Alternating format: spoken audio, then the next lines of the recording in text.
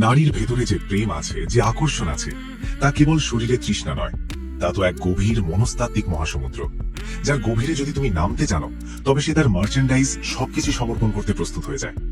যখন তুমি একজন পুরুষ হিসাবে তার সামনে দাঁড়াও, তখন সে তোমার শরীরের পেশিগুলোকে দেখে না, সে দেখে তোমার চেতনায় কতটা গভীরতা আছে, তোমার চোখের দৃষ্টিতে কতটা স্থিরতা রয়েছে।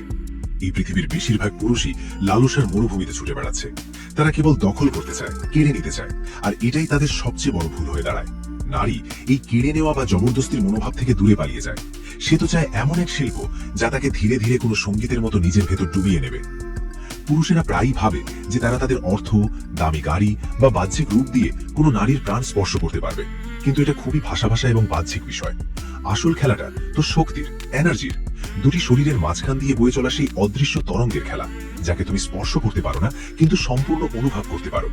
যখন তুমি কোনো নারীর কাছে যাও, তখন তোমার শ্বাসের গতি কেমন, তোমার গলার স্বরে কতটা ধৈর্য রয়েছে, এটাই নির্ধারণ করে যে সে তোমার সামনে নিজেকে সঁপে দেবে নাকি নিজের ভেতরে সব দরজা বন্ধ করে দেবে।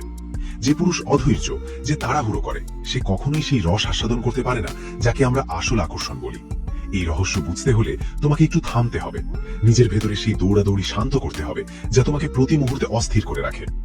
মানুষ জীবন ভবর ঘুরে বেড়ায়, তারা ভাবে যৌনতা বা কামুকতা মানে কেবল একটি শারীরিক ক্রিয়া, কিন্তু তারা জানে না যে এটি ব্রহ্মাণ্ডের সবচেয়ে বড় শক্তির একটি ক্ষুদ্র অংশ মাত্র। যখন তুমি এই শক্তিকে বুঝে নাও, তখন তুমি অপর মানুষের মনের তারগুলোকে এমনভাবে স্পর্শ করতে পারো যে সেখান থেকে কেবল এবং কেবলই তোমার নামের প্রতিধ্বনি ভেসে আসে। একবার ভেবে দেখো, একটি সুন্দর ফুল ফুটেছে, আর একটা ভ্রমর পাগলের মতো তার চারপাশে ঘুরছে, শব্দ করছে, চিৎকার করছে। সেই ফুল কি কখনো সেই ভ্রমরটিকে তার মধু দেবে?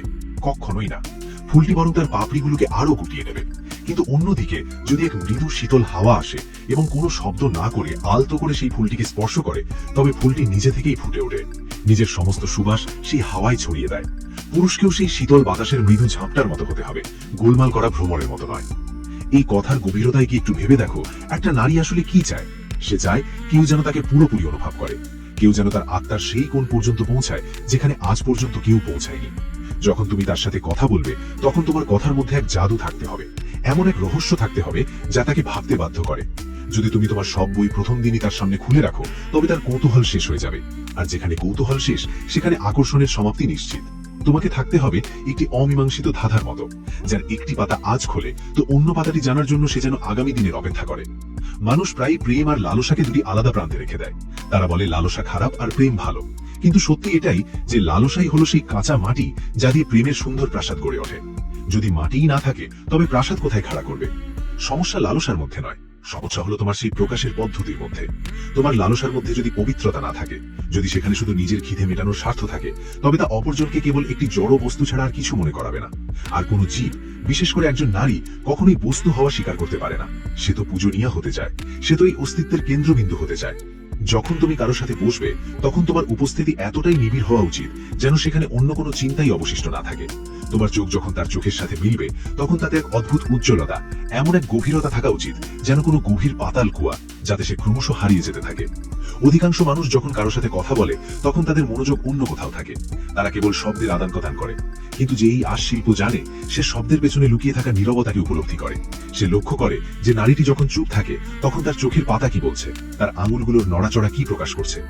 এই পৃথিবীতে সবকিছুই একটা খেলা, শক্তির খেলা।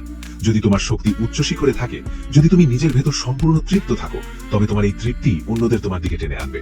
একজন ক্ষুধার্ত ব্যক্তি কখনো অন্যকে খাবার দিতে পারে না, সে কেবল চাইতেই পারে।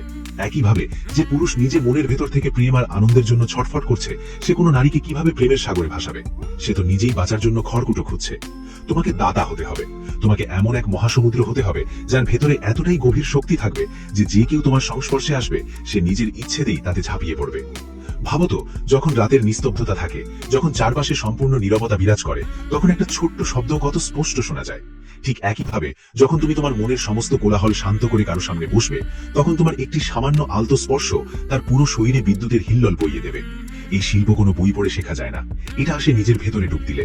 তোমাকে নিজের ভেতরের সেই পুরুষত্বকে জাগিয়ে তুলতে হবে, যা শান্ত, যা অটল, যা কোনো পাহাড়ের মতো দৃঢ়, অথচ যার ভেতর দিয়ে বয়ে চলা নদীগুলো অত্যন্ত কোমল এবং মধুর। মানুষ প্রায়ই জিজ্ঞাসা করে, আকর্ষণের সবচেয়ে বড় নিয়মটা কি? সবচেয়ে বড় নিয়ম হলো তুমি এই মুহূর্তে সম্পূর্ণভাবে বর্তমানে উপস্থিত আছো কিনা। মনে রাখবেন, সত্যিকারের আকর্ষণ কাউকে তাড়া করে পাওয়া যায় না। এটি সৃষ্টি হয় নিজের ভেতরের শক্তি, স্থিরতা এবং উপস্থিতি থেকে। যখন আপনি নিজেকে সম্পূর্ণ করে তুলবেন, তখন মানুষ আপনার পেছনে নয়, আপনার শক্তির দিকে আকৃষ্ট হবে। যদি এই ভিডিওটি আপনার চিন্তার জগতে নতুন কোনো দরজা খুলে দিয়ে থাকে, তাহলে ভিডিওটি লাইক করুন,